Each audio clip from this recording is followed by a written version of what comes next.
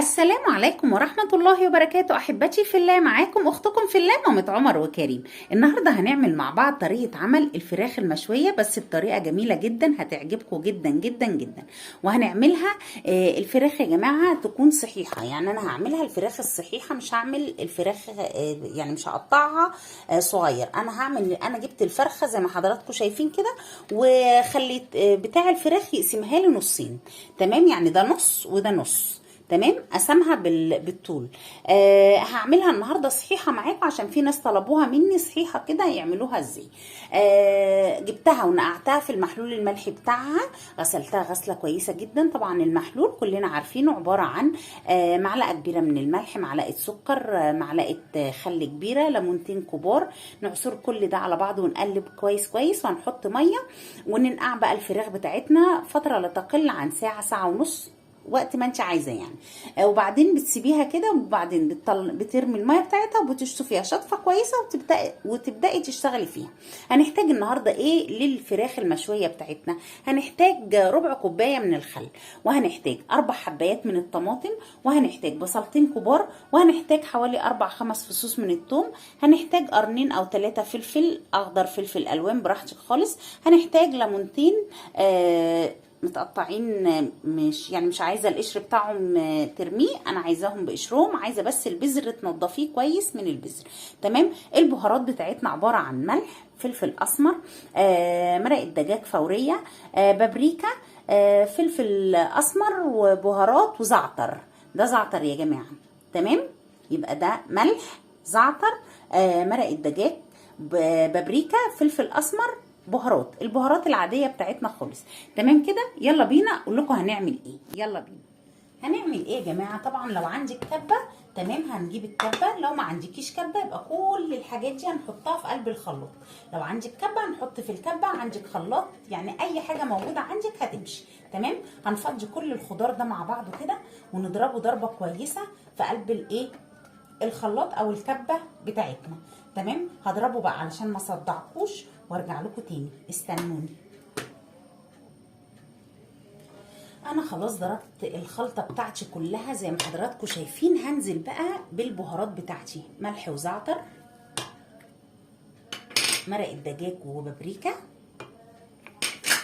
فلفل اسمر، وبهارات. هنقلبهم مع بعض كويس كده، وننزل بربع كوبايه من الايه، الخل. بسم الله. ونقلبهم مع بعض حلو كده، ونجيب بقى الفراخ بتاعتنا نتبلها كده تتبيله عظمه. انا هشتغل في قلب ايه يعني انا هسوي الفرخه بتاعتي ان شاء الله في الطاجن ده. انت هتسويها في حاجه تانية، اعملي. عايزه تحطيها تنقعيها الاول في طبق خارجي، وبعدين لما عند التسويه تحطيها في الصينيه بتاعتك، اعملي براحتك خالص خالص. انا بقى ايه، هنقلب كده تقليبه تمام. بسم الله. شوفوا حضراتكم، طبعا بنمسك الفرخه بقى يعني ايه، ممكن تقطعيها شرايح كده، تقطعي فيها عشان تتاكدي ان الخلطه بتاعتك دخلت في كل حاجه. بصوا انا مخليه بتاع الفراخ مقطعها لي تقطيعه تمام. انا ايه، هقطعها كده بالسكينه، اقطعها، هعمل شرايح كده فيها كده، هتدي منظر، وفي نفس الوقت ايه، التتبيله بتاعتنا تدخل فيها كلها، تبقي متاكده ان ايه، ان التتبيله في قلبها. بسم الله الرحمن الرحيم. نحط كده يا جماعه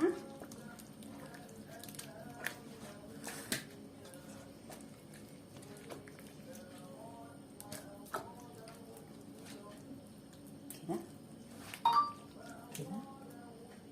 برضه نجيب الفرخه الناحيه التانيه نقطعها كده، تمام. انا معايا ورك كمان، يعني ده ورك زياده بتاع الانسه نور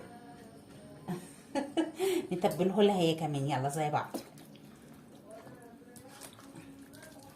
هنحطه كده. تبلنا الفراخ بتاعتنا كويس جدا. انا اشوف بقى الصينيه، الطاجن بتاعي ده هيكفي ولا مش هيكفي. انا شلت الفراخ. هتقولي لي شلتي الفراخ ليه من قلب الصينيه بتاعتك او من قلب الطاجن بتاعك؟ انا بعمل حاجه جميله قوي قوي هتعجبكم، لو عملتوها هتعجبكم جدا. انا معايا خضار، اي نوع من الخضار، بطاطس، بسله، جزر، كوسه، فاصوليا، اي نوع خضار ممكن يكون نوع واحد.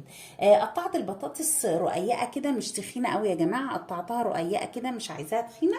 واحطها كده على التتبيله بتاعتي دي كده، هعملها تحت الفراخ.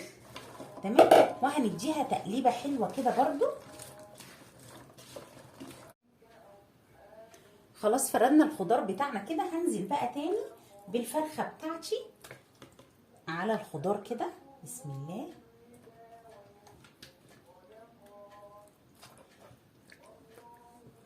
بالشكل ده يا جماعه كده.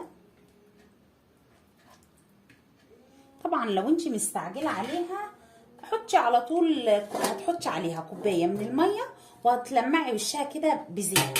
هتحطي حبه زيت كده على وش الفرخه وهنغلفها بفويل وهندخلها الفرن. لو انت مش مستعجله عليها هتسيبيها منقوعه كده مش اقل من 4 ساعات، يعني مش اقل من الاربع ساعات، بحيث انها تشرب من التتبيله وتبقى كده طعمها روعه. تمام. انا طبعا مش مستعجله عليها فهغطيها وهسيبها، وعند التسويه هحط لها كوبايه كبيره من الميه وهغطيها بفويل. هوريكم، خليكم معايا واوريكم في وقتها. ماشي، خليكم معايا. ورجعت لكم تاني بعد ما سيبنا الفراخ بتاعتنا بقى بالخلطه بتاعتها والتتبيله بتاعتها فتره طويله، سبتها زي ما قلت لحضراتكم كده. هنعمل ايه بقى؟ هجيب كوبايه ميه واحط عليها كده ايه في حدود كوبايه ميه. خدي بالك ان كده كده الفراخ نزلت ايه الميه بتاعتها. نوسع كده ايه ليها كده عشان تتاكدي ان ايه كوبايه الميه بتاعتك دخلت ايه في الصينيه بتاعتك او الطاجن بتاعك. تمام كده. خلاص نزلنا كده كوبايه الميه بالشكل ده. هنزل بس كده تلميعه بمعلقتين ايه من الزيت، بس كده. خلاص كده حطينا الزيت بتاعنا. هجيب بقى ورقه من الفويل. بسم الله. ورقه من الفويل بالشكل دوت.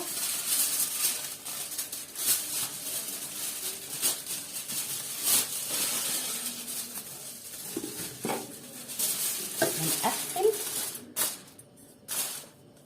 الصينيه بتاعتنا، ونقفل الصينيه بتاعتنا بالشكل ده بقى كده. بسم الله.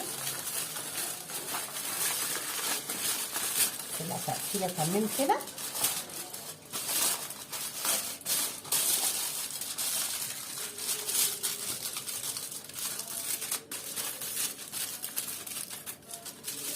طبعا ريحتها بقى والله يا جماعه ريحتها جميله جدا جدا جدا، ما شاء الله. ان شاء الله بقى طعمها هيبقى روعه. قفلت بالشكل دوت. هدخلها الفرن بتاعي، هتفضل في الفرن ساعتين بالظبط. ساعتين بالظبط يا جماعه تكون كده استوت وبقت الفرخه تفك كده ان شاء الله من بعضها. هتبقى جميله جدا جدا. لو انا بعد ساعتين فتحت عليها ولقيت ان هي لسه ما استوتش كويس، ممكن احط لها شويه ميه كمان واسيبها شويه كده نص ساعه تاني. بس هي ان شاء الله ان شاء الله مش هتاخد مني غير الساعتين. مش هسيبكم بعد ما اطلعها من الفرن، هرجع لكم تاني، خليكم معايا. ورجعت لكم بعد ما طلعنا الفرخه بتاعتنا كده وصينيه الخضار كده من الفرن. ايه رايكم على الجمال؟ انا بقى مش عايزه اقول لكم يعني الطعم والريحه حاجه كده تقلب البيت كله. ريحتها تحفه تحفه تحفه تحفه. وبصوا يا جماعه بسم الله ما شاء الله. بصوا الفرخه دايبه دايبه. بصوا بصوا الفرخه بسم الله ما شاء الله. بصوا برضو لو عملت كده هتلاقي كله اتفكت ما شاء الله ما شاء الله. هي يا دوبك خدت الساعتين مني في الفرن وبقت بالشكل الجميل ده. عايزه اقول لكم لو مثلا انت حاطه الفويل عليها ولقيتيه وجيتي فكتيه ولقيتي لسه ما خدتش لون، شيلي الفويل من عليها وسيبيها كده 5 دقايق في الفرن، يعني على الشوايه، هتتعمل بالمنظر الجميل اللي انتوا شايفينه ده.